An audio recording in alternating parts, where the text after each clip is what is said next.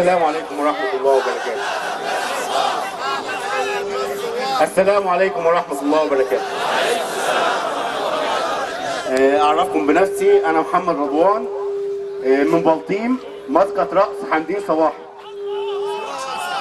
أقيم هنا في الهرم، كنت منسق حملة حمدين صباحي في الهرم. أنا ومجموعتي تركنا حمدين صباحي، بس أنا مشترك في حزب الكرامة، يعني أنا عضو في حزب الكرامة. بس إحنا كلنا بنقول نعم للدستور، وقبل كده قلنا نعم للدكتور مرسي ولقرارات الدكتور مرسي، وكل اللي تبع حمدين في الهرم انفصلوا عنه.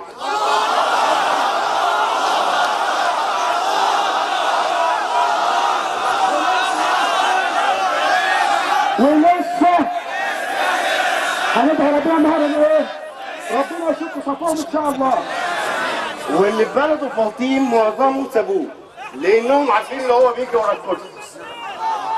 واحنا لما مشينا مع حمدين كنا بنحب الراجل اللي هيخدم بلده، لكن احنا دلوقتي ما بنحبش واحد بيجري ورا الكرسي. احنا يهمنا ان احنا مين هيخدم بلدنا، واحنا شايفين دلوقتي ان الدكتور مرسي هو اللي هيخدم بلدنا، فبالتالي كلنا ورا الدكتور مرسي.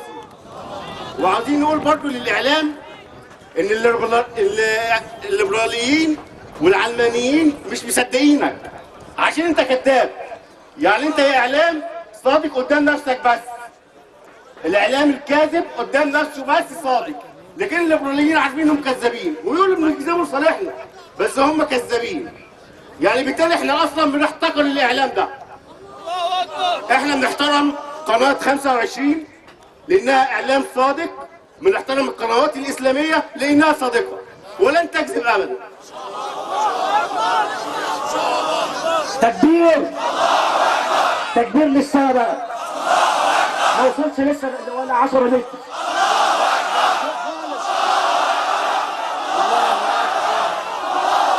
نحن للدين فداء، نحن للدين فداء.